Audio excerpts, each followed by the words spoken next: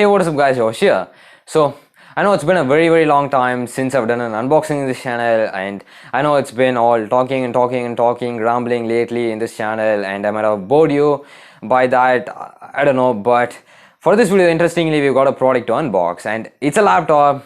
And at this point I can comfortably say that this is one of the best laptops that you can get at the price segment of 30,000 rupees. But now there might be a few common questions that would pop up in your mind right now.